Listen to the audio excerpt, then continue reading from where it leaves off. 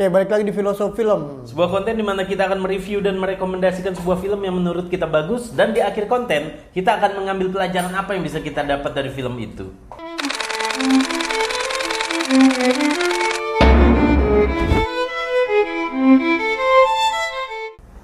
Nah, sekarang kita balik lagi nih Bang ke film jadul-jadul nih Bang. Iya nih ya, tapi kali ini nggak dari Hollywood nih. Ya, dari Korea ya. Dari Korea. Dari tahun 2003 yaitu Old Boy. Oh boy. Sebuah film karya sutradara legendaris Park Chan-wook dan dibintangi oleh the one and only Choi Min-sik. Ya, ini aktor kawakan Korea, dan di film Old Boy ini pertama kalinya yang bikin nama dia melambung tinggi jauh. Jadi berkat film ini dia ini ya jadi terkenal banget gitu Bang. Yeah. Banyak yang tertarik sama dia ya Bang. Iya, sampai dia akhirnya juga membintangi beberapa film Hollywood ya, kayak film ini mengisahkan tentang apa nih, Yan? Mengisahkan tentang Dae-soo namanya Bang ya. Ya, Dae-soo. Dae-soo. Seorang bapak-bapak yang ingin pulang tadinya nih Bang. Lagi pulang mabok. Pulang mabok, pengen merayakan ulang tahun anaknya. Tiba-tiba dia diculik di telepon umum. Hilang. Diculik, tiba-tiba lenyap. Dan singkat cerita, tiba-tiba dia dibebaskan setelah berapa tahunnya? 15 tahun. 15 tahun diculik di sebuah ruangan yang nggak tahu di mana, tiba-tiba dikeluarkan. Iya. Tapi di ruangan ini dia dikasih TV 14 in ya Bang ya. Ya, buat nonton, nonton bola. Gitu. Dia boleh nonton TV, ruangannya juga nyaman sebenarnya ya. Lumayan besar kalau untuk ukuran penjara ya Bang. Tapi gimana pun kita nggak mau lah di dalam itu. Nyaman, tapi dia nggak akan pernah bisa keluar karena setiap dia berusaha untuk keluar langsung disemprotkan gas untuk membius dia. Dibius ya Bang. Begitu seterusnya selama 15 tahun dan tiba-tiba dia dibebaskan, dilepas di dalam sebuah koper ya, tiba-tiba ditinggal aja gitu. Iya, di sebuah koper di atas gedung ya Pak. Iya. Nah, sepanjang film ini kita akan dibawa untuk mencari tahu bareng si Dae-soo ini, karakter utamanya. Dia mencari tahu tentang siapa yang menculik dia dan apa alasannya. Nah, dua pertanyaan ini. Motifnya tuh apa gitu sebenarnya? Kok gua bisa diculik selama 15 tahun itu ya Bang ya? Dan hidupnya kacau balau pokoknya ya. Iya. Setelah diculik, anak istrinya entah kemana. Kalau istrinya meninggal ya. Iya, dan difitnah. Difitnah. Jadi di situ keseruan film ini, kita akan mengikuti misteri dua pertanyaan itu. Siapa yang menculik dia dan apa alasannya. Oke, di film ini fakta menarik apa yang ada nih Bang yang lu tahu Bang? Nah, ini salah satu scene paling terkenalnya yaitu saat dia makan gurita hidup nih Yan. Jadi untuk take adegan itu menghabiskan 4 sampai 5 ekor gurita. Iya, korban dalam film itu. Dan karena itu saat si direkturnya, jadi film ini kan menang penghargaan terbaik di Cannes Film Festival di Prancis. Nah, saat di ucapan terima kasihnya, sutradaranya berterima kasih pada cast, kepada kru, dan kepada gurita. Iya, dia mention guritanya itu. Dan salah satu jurinya itu kan ada Quentin Tarantino ya Bang ya? Iya. Special Just. Terus di situ dia mendapat standing ovation selama 5 menit ya Bang? Film ini memang cukup sukses di Cannes Film Festival. Tapi kayaknya untuk masuk Oscar dianggap terlalu gore, filmnya terlalu kasar. Terlalu kasar. Dan si Choi Min-sik, lead actornya ini kan beragama Buddhis. Dia beragama Buddhis, jadi dia juga menurut ajaran agamanya kan nggak boleh menyakiti makhluk hidup. Jadi saat dia habis ambil adegan makan gurita hidup-hidup itu, dia setelah itu berdoa ya, supaya arwah gurita tenang di atas sana. Iya. Dan katanya film ini tuh terinspirasi dari kisah nyata ya Bang ya? Si sutradaranya ini. Sebenarnya ada juga yang bilang ini kisah nyata, tapi yang salah satu yang validnya ini dari manga Jepang ya. Manga Jepang. Jadi diadaptasi dari manga Jepang. Gue lupa ya nama ininya, penulisnya siapa.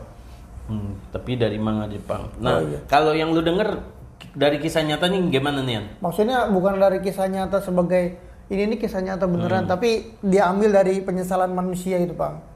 Terkadang penyesalan itu balas dendam itu cuma untuk memindahkan kita dari penjara satu ke penjara lainnya gitu Bang. Jadi dia terinspirasi dari situ sih sebenarnya. Ya analoginya karena dendam dia terpenjara juga ya saat walaupun udah dilepas dia terpenjara sama rasa dendamnya itu kan. Dan Park Chan Wook ini bikin film ini kan bagian dari rangkaian Vengeance Trilogy. Jadi dia bikin film dengan tema balas dendam, bikin 3 film trilogi. Yang pertama itu Sympathy for Mr. Vengeance, yang kedua Old Boy ini, yang ketiga Lady Vengeance. Walaupun nggak berhubungan sama lainnya, cuma temanya sama gitu. Dia bikin 3 film berturut-turut.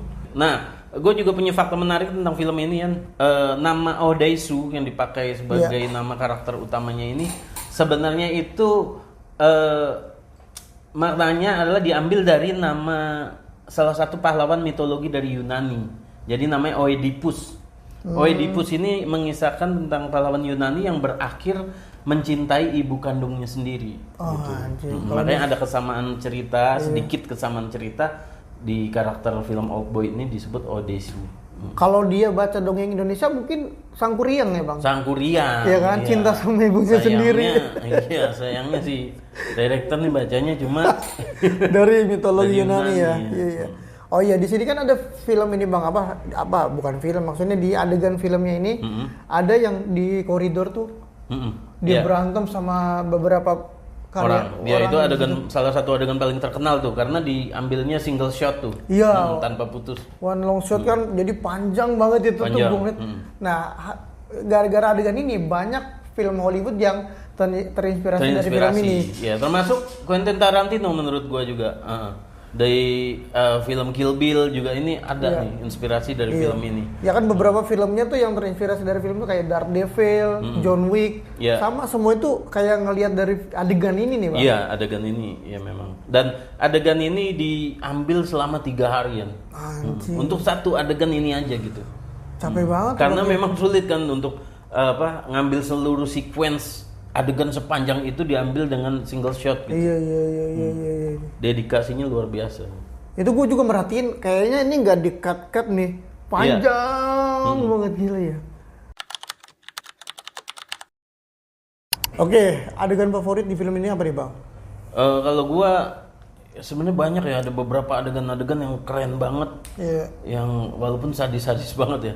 Tapi salah satunya adalah saat si Oh Dae-soo ini memohon-mohon. Iya, bahkan dia memohon-mohon untuk jangan membuka kotak ini. Dan dia memohon sama si antagonisnya dan dia sampai memutuskan untuk memotong lidahnya. Iya, padahal itu nggak perlu harusnya ya. Iya. Padahal si antagonisnya ini kan juga nggak meminta itu gitu. Iya. Tapi saking dia desperate-nya, saking dia nggak mau untuk kotak itu dibuka, dia tuh sampai motong lidahnya sendiri. Itu apa ya, scene itu bener-bener gambarin ketakutan orang tuh seperti apa gitu. Iya. Nah kalau lu sendiri apa ya adegan yang nempel di lu nih dari film ini? Ya kayaknya pas ketika ngebuka kotak itu tuh Bang, ngebuka foto-foto tuh. Plot twistnya ya, plot twist utama di film ini ya. Foto-foto dia sama istrinya, gue mikir kayak, oh ini mah cuma mengingetin kalau keluarganya udah nggak ada ya. Tapi ternyata pas plot twistnya gitu ya, bikin kita kehilangan iman ya. Itu plot twist yang tanpa perlu ngomong, nggak perlu apa-apa Bang, cuma nunjukin foto aja udah, album foto udah. Itu adegan paling puncaknya sih Bang. Iya, jadi buat kalian yang belum nonton film ini film ini menjanjikan satu plot twist paling gila ya. Salah satu plot twist paling gila. Dan menurut gue semua orang akan setuju sih kalau plot twist ini plot twist terbaik dan tergila. Iya, aduh itu ngeri banget sih kata gue, anjing. Nah kalau di film ini, kalau ada yang bisa dikritisi apa nih Bang menurut lo Bang? Mungkin dikit aja ya. Kalau buat gue tuh ada di pertengahan film saat si Oh Dae-soo mencoba menelusuri apa sih sebabnya, apa sih alasannya gitu, yang kayak dia sempat datang ke sekolahnya. Itu ada beberapa scene yang menurut gue agak membosankan. Gue terasa kayak kok ini lama banget ya film. Nih itu di bagian tengah aja gitu. Tapi di awal terus di bagian akhir itu film ini seru banget. Cuma ada sedikit di bagian tengah, gue nggak tahu ya secara teknis kesalahannya di mana, kenapa bisa ada rasa ada rasa bosen sesaat tuh di pertengahan. Gue sih itu aja sih. Kalau lu apa, Yan? Iya, pas pencarian itu Bang, apalagi dia ke sekolahannya tuh. Kayak gimana ya? Dia kayak berperan tapi yang lama juga berperan itu ya. Iya. Itu cukup membingungkan menurut gua. Oh iya. Alur maju mundur gitu ya. Ya mungkin karena gua nggak ngerti aja kali. Jadi kayak perlu ditonton lebih teliti lagi. Iya, gitu iya ya. Bang. Gua sempet ngulang-ngulang tuh Bang. Ya mungkin itu aja sih Bang, sama kayak lu hampir sama lah. Pencarian itu terlalu lama gitu. Dia harus ke warnet dulu kan. Iya. Makna film apa, Yan? Makna apa yang bisa lu ambil dari film ini secara pribadi? Secara pribadi ya Bang ya. Menurut gua kayak kita tuh harus berhati-hati dalam berkata Bang. Kita nggak tahu orang yang sakit hati karena mulut kita tuh bakal apa gitu ya? ngelakuin apa Bang. Itu kan perkara ini kan sebenarnya cuma perkataan doang ya. Tapi hukumannya gila Bang. Gila. Dan apalagi sekarang kita di era sosmed di mana perkataan itu bisa dilempar dengan ketikan dengan sangat mudah gitu. Iya Bang. Dan kita nggak tahu bahwa perkataan kita itu nyakitin siapa dan efeknya seperti apa. Iya. Bahkan yang jadi korban kan bukan orang yang ngatain doang, keluarganya Bang. Iya, semua. Istrinya, anaknya. Itu gimana coba? Aduh, makanya hati-hati banget sih harus dalam berkata tuh Bang. Ampun ya. Hati-hati. Ya mungkin itu dari gua sih Bang pribadi. Kalau lu gimana Bang?